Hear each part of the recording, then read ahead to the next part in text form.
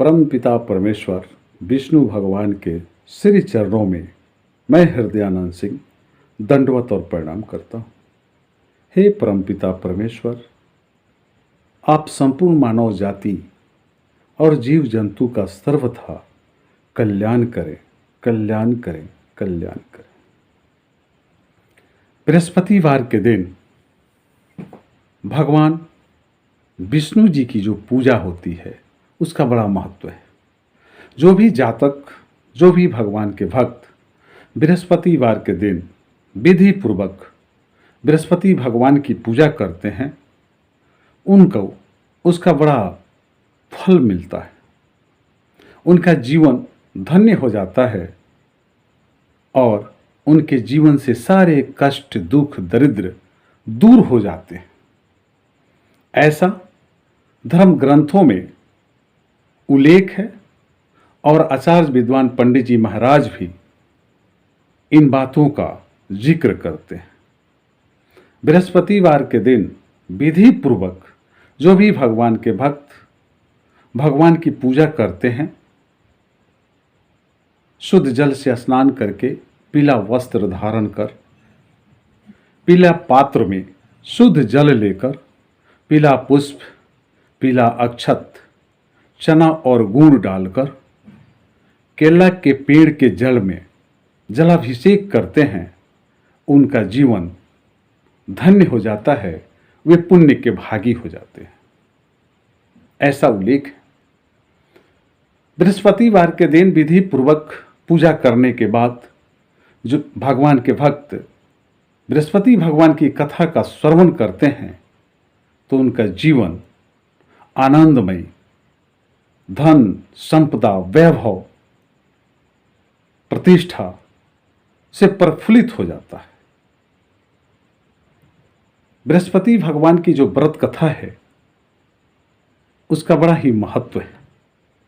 वैसे तो पौराणिक कथाओं में बृहस्पति भगवान की कथा का जिक्र बड़े ही विस्तृत रूप से किया गया है। उस कथा का उस रूप में, उस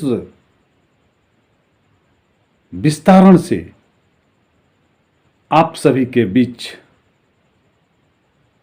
वीडियो के माध्यम से रख पाना संभव नहीं है, क्योंकि उसमें वीडियो बहुत लंबा हो जाएगा। आइए सारांश के रूप में बृहस्पति भगवान के कथा का एक छोटा सा अंश आपके बीच हम रख रहे हैं। उम्मीद है आप सभी को पसंद आएगी। प्राचीन काल में एक राजा बड़े पुण्यात्मा और महादानी थे। दान उपदान, धार्मिक कार्यों में, मठ मंदिरों के निर्माण में उनकी अभिरुचि बहुत ही अधिक थी। लेकिन उनकी जो रानी थी वे इन कार्यों को पसंद नहीं करती थी। एक बार राजा शिकार पर निकले। राजा के घर बृहस्पति भगवान साधु के रूप में पधारते हैं। रानी को साधु को देखकर बड़ा गुस्सा आता है और साधु बाबा से रानी कहती हैं कि हे महाराज, कुछ ऐसा उपाय बतावें जिसे मेरे पास जो धन संपत्ति है उसका क्षीण हो जाए, वो नाश हो जाए। साधु बाबा की बातों को सुनकर बड़ा आश्चर्य होता है और वे कहते हैं कि हे रानी, इस सृष्टि पर मानव जाति हमेशा अपने धन संपदा की मांग करती है और तुम हो कि नाश करने की बात कह रही हो। रानी बोलती है कि हे बाबा, आप हमें वो उपाय बतावें जिसे धन संपदा नाश हो जाए। साधु बाबा रानी को सारा उपाय बता देते हैं। रानी को बताते हैं कि हे रानी, अगर अपनी धन संपत्ति का नाश कर ही देना है तो बृहस्पतिवार के दिन गोबर से घर का लिपाई पोताई कराओ। बृहस्पतिवार के दिन साबुन शैम्पू से अपने बालों को धोओ, नाखून केश कटवाओ, मांस मंदिरा का सेवन करो। जो भी अनैतिक कार्य हैं बृहस्पतिवार के दिन करो, साधु संत का तिरस्कार करो, भूखे दुखे को दरवाजे से भगा दो, धन संपत्ति तुम्हारा कुछ ही दिनों में नाश हो जाएगा। साधु बाबा के द्वारा बताई गई उन सारे कार्यों को रानी के द्वारा शुरू कर दिया गया और कहा गया है, पौराणिक कथाओं में उल्लेख है कि तीन बृहस्पतिवार के बाद रानी का सारा संपत्ति नाश हो गया। संपत्ति जब नाश हो गया, रानी दाने दाने को मोहताज हो गई। राजा शिकार से वापस आते हैं, घर की परिस्थितियों को देखते हैं, रानी से वार्तालाप में जानकारियां मिलती है तो उनकी आंखों से नींद गायब हो जाती है और पूरी रात करवट बदल बदल के भोर कर देते हैं और सुबह उठते ही रानी से कहते हैं कि हे रानी, मैं इस राज्य का राजा था, अब समय परिस्थितियां बदल गई, अब खाने खाने को मोहताज हैं, दाने दाने को मोहताज हैं, खाने का एक अन्न नहीं, तो यहाँ हम काम धंधा करेंगे, रोजी रोजगार करेंगे, मेहनत मजदूरी करेंगे तो हमारी जगहसाई होगी, शर्म आएगा, तो क्यों नहीं हम प्रदेश में जाएं और वहाँ मेहनत मजदूरी करके भरण पोषण की व्यवस्था करें। और प्रदेश को निकल जाते हैं। रानी अपनी दासी के साथ घर पे रहने लगती है। 7 दिन बीत जाते हैं, रानी को एक दाना नसीब नहीं होता, प्राण निकलने को आ गया, जीवन उलझनों में उलझा हुआ नजर आने लगा। रानी को याद आता है कि पड़ोस में उसकी एक बहन रहती है, दासी को उस बहन के घर भेजती है, ये सोचकर कि हो सकता है कुछ खाने को मिल जाए।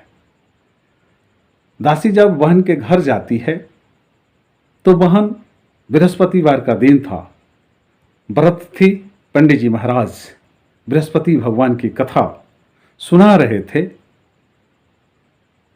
और रानी की बहन कथा की श्रवण कर रही थी। दासी पहुंचती है और अपनी बातों को रखती है। रानी के बहन के द्वारा उसकी बातों को सुना नहीं जाता। इस नाराजगी के साथ दासी वापस आती है और रानी से सारी बातों को बताती है।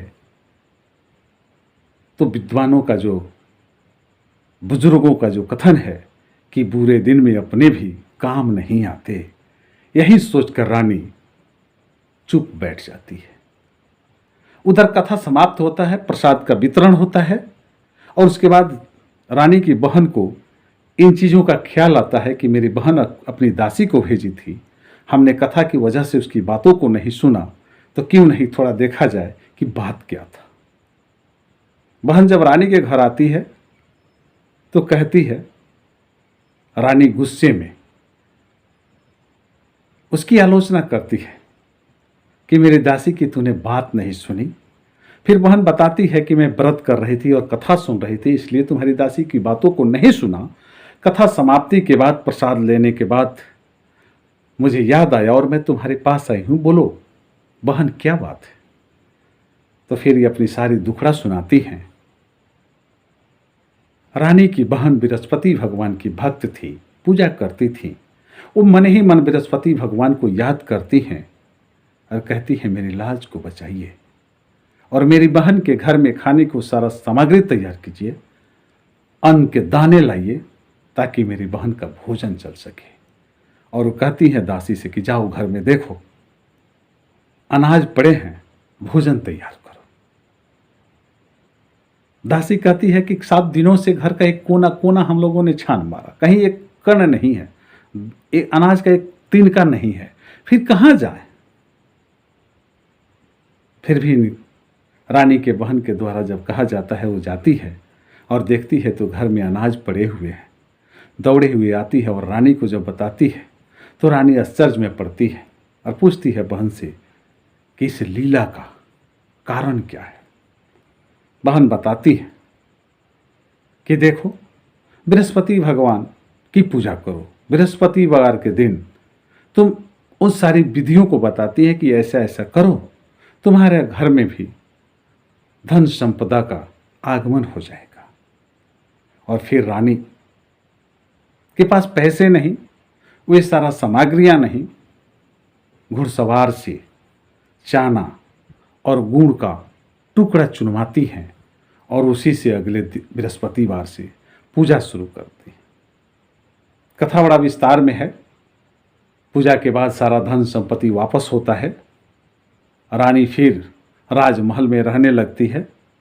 मठ मंदिर बाग बगीचा, मांगलिक कार्य, गरीब लोगों का शुभ विवाह आदि आदि कार्यों में, धर्म के कार्यों में लग जाती है और दिन दुगुना रात चौगुना रानी का धन संपदा बढ़ने लगता है। उधर राजा दूसरे प्रदेशों में जाकर के जंगल से लकड़ियां काटकर शहर को बेचता है। एक रोज एक पेड़ के नीचे बैठकर चिंता कर रहा है, मन मायूस करके बैठे। राजा सोच रहे हैं क्या था क्या हो गया। इतने में एक साधु वहां पहुंचते हैं, बृहस्पति भगवान साधु के रूप में, और राजा को कुछ उपायों को सुझाते हैं। राजा उन उपायों को करते हैं, उनको उससे लाभ होता है। लेकिन अगली बार जब दूसरा बृहस्पतिवार आता है तो राजा भूल जाते हैं, तो फिर उनको सजा होती है। और रात्रि में बृहस्पति भगवान सजा देने वाले राज के राज नरेश से स्वप्न दिखाते हैं और सुबह फिर लकड़ीहारा छूट जाता है और वहाँ से अपने राज वापस आते हैं। और यहाँ की स्थितियाँ जब देखते हैं तो ये आश्चर्यचकित हो जाते हैं कि जो मेरा सब कुछ खो गया था, मेरा धन संपदा ऐश्वर्य वैभव सब खत्म हो गया था, फिर ये सब कहाँ से आया। और रानी से पूछते हैं कि आखिर आपने क्या किया।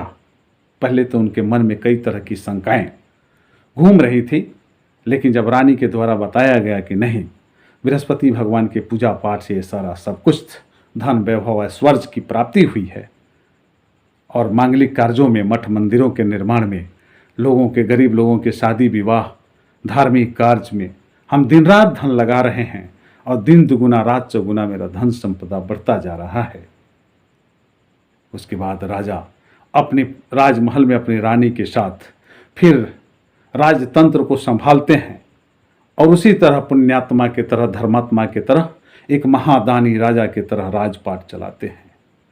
ये सारगर्भित बातें, इन बातों को मैंने बहुत छोटा आकार में आप सभी के सामने रखा है, इसलिए कि बृहस्पतिवार के दिन बृहस्पति भगवान की पूजा पाठ करने वाले लोगों को कभी कष्ट नहीं होता। उनके जीवन कभी बीच में अधर में नहीं फंसते। उनके जीवन का नैया हमेशा पार करती है, वे मझधार में नहीं रहते। भगवान विष्णु के श्री चरणों में, परमपिता परमेश्वर के सानिध्य में जो भी भक्त, जो भी जातक जाते हैं, उनका जीवन धन्य हो जाता है, उनका जीवन तर जाता है, वे मोक्ष की प्राप्ति होते हैं। इसलिए आप सभी सनातन धर्म के मानने वाले लोगों से निवेदन है, धार्मिक विनती है कि आप भी अपने जीवन काल में इन मूल्यों को समझें, इन महत्वों को समझें, और धर्म ग्रंथों में जिन बातों का उल्लेख है, आचार्य विद्वान पंडित जी महाराज जो आदर्श, जो मार्ग बनाए हैं, उस पर चलें, धर्म की बातों को समझें, धार्मिक कार्यों में मन लगाएं, मठ मंदिरों के निर्माण में सहयोग करें और मांगलिक कार्य, असहाय गरीबों की मदद करना आदि कार्यों में अपना इच्छा शक्ति के अनुसार अपना समय, बहुमूल्य समय का योगदान करें। ईश्वर आपके जीवन को, आपके भाग्य को जरूर बदलेंगे।